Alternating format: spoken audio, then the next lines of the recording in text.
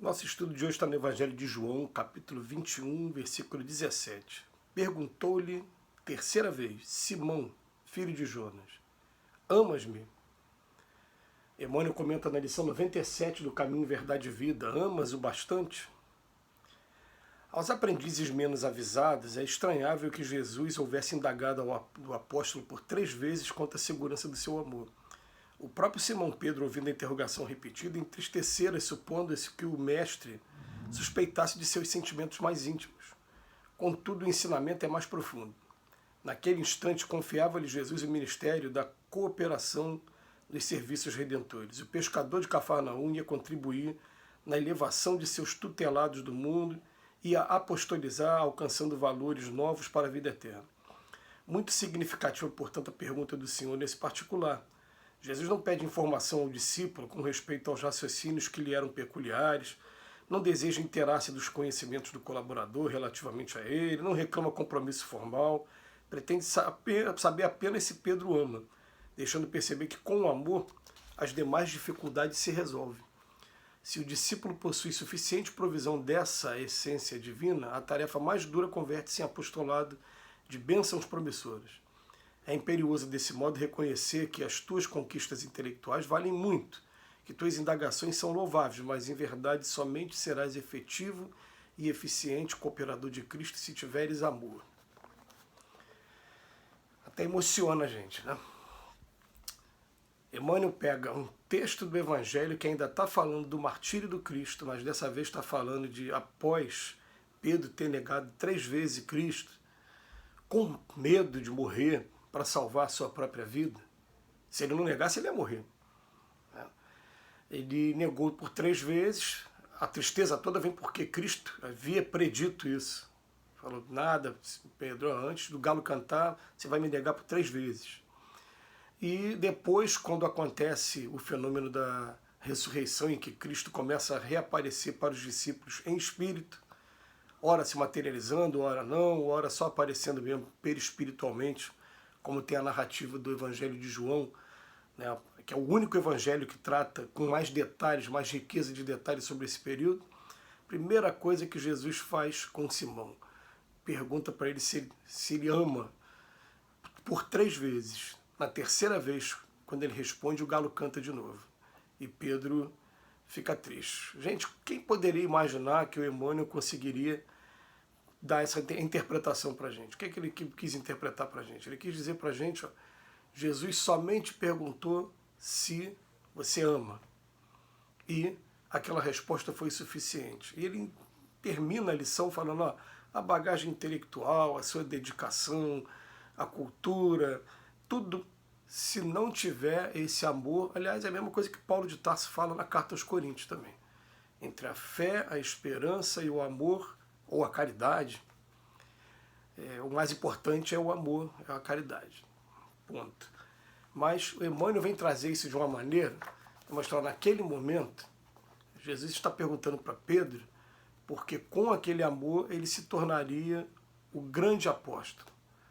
Sobre ele estava sendo depositada a confiança das pedras angulares de todo o edifício que se chama cristianismo nos dias de hoje. É uma coisa assim para a gente parar para pensar com muito carinho, com muito detalhe. Porque Pedro dali, junto com Tiago, eles pegam um imóvel muito simples e começam a receber as pessoas. As pessoas, quando chegavam no imóvel dele, tinham os primeiros socorros com relação ao lado físico, com relação a uma alimentação, ao que beber, e tinham momentos de estudo do Evangelho, de divulgação da Boa Nova. Naquela época nem existia o Evangelho escrito ainda. Ainda estava sendo tudo que havia aprendido do Cristo. Na maioria das vezes por tradição oral. A maioria dos discípulos nem saber escrever eles sabiam. Não eram aqueles intelectuais como eram Mateus, como eram Marcos, Lucas e João. Embora a gente saiba que Mateus e João eram discípulos diretos, tiveram contato com Cristo. Marcos e Lucas, Marcos era amigo de Pedro e Lucas amigo de Paulo. Lucas era um médico, e até o médico que escreveu o livro Atos dos Apóstolos. Mas a beleza da interpretação de Emmanuel hoje vem perguntar assim, ó, o amor cura uma multidão de pecados. Foi o que Pedro falou no final de sua vida. João, quando já não tinha mais forças, já era um senhor bem idoso, ele apenas pronunciava essa palavra, ama, ama-o bastante. E a gente entende que quando a gente ama de verdade uma coisa, a gente se dedica àquela coisa. Você, quando ama de verdade, você perdoa 70 vezes 7, você se renova o tempo todo para poder estar se dedicando àquela coisa. E mais ainda, quando a gente ama de verdade, a gente acha tempo, a gente consegue disciplinar o nosso tempo para se dedicar àquilo que a gente se propõe a fazer. Por isso que a gente até conversando com algumas pessoas, falando com pessoas que estão tendo tendências depressivas, a gente fica procurando estimular para o que você ama de verdade. Você não quer música, poesia, alguma coisa na arte? Você quer se dedicar a uma tarefa social qualquer? Enfim, abraça a tarefa que você mais ama, que naquele momento você vai estar realmente levando prazer para dentro da sua alma. Isso é que é o mais interessante. Até quando a gente vai incentivar os nossos filhos, adolescentes, quando estão fazendo testes vocacionais, estão se preparando para a profissão e no futuro, como é o meu caso agora nessa fase das minhas filhas, eu falo para elas assim, né? Escolham uma profissão que vocês amem de verdade e vocês não vão precisar trabalhar um dia sequer. O dia no trabalho vai ser um dia de lazer, vai ser um dia de prazer, e os grandes gênios da humanidade, eles começaram, a grande maioria deles, fazendo uma coisa que a maioria dos homens não gosta de fazer, ele fez sozinho, e ali foi se dedicando por amar muito o que fazia, acabaram deixando legado e maravilhoso para a história da humanidade. E é assim com tudo. Eu posso dizer que hoje, com muita alegria, que mais de 95% das coisas que eu faço hoje são coisas que eu amo fazer.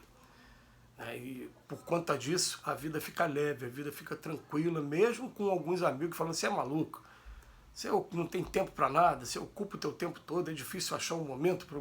Mas eu estou ocupado com atividades, música, é religião, é o trabalho profissional, é momentos de lazer com meus amigos, são momentos que me dão muito prazer. A minha profissão hoje me dá muito prazer. É muito legal a gente fazer isso. E com relação ao que se chama apostolado, a gente sabe com Paulo de Tarso que a árvore é uma só, que é o Cristo, mas são vários galhos.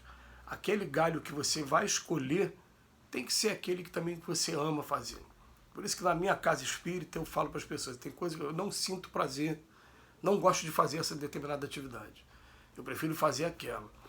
E com o tempo, naturalmente, sem violência nenhuma, vai aparecer algumas atividades na casa espírita, que, na instituição religiosa de maneira geral, que pelo fato de você estar percebendo que é uma necessidade, que não tem uma pessoa para fazer, aí pode ser até que você abrace fazer, como já aconteceu comigo, e que depois, quando chegou gente para fazer aquela função, ótimo, opa, vamos passar o bastão, deixa aquela pessoa fazer, e ótimo, mas durante um tempo, enquanto é necessidade, você faz, mas nada substitui você fazer aquilo que você ama de verdade. Quando você ama de verdade, você constrói edifício, você sai do tijolinho. Eu me lembro que a primeira vez que eu cheguei na casa espírita, quando eu tive a oportunidade, né, de ser convidado para a diretoria e tal, eu quero trabalhar com a parte educacional. E me foi permitido fazer isso. E olha que isso já se vai quase 20 anos. Vai completar 20 anos. E muito feliz dentro daquilo que eu escolhi fazer até hoje. É a parte que eu gosto, essa parte de montar curso, de ver quais vão ser os assuntos, de chamar os instrutores, de conversar com os instrutores, de ver a interação dos alunos, de acompanhar agora online, é o que eu gosto de fazer.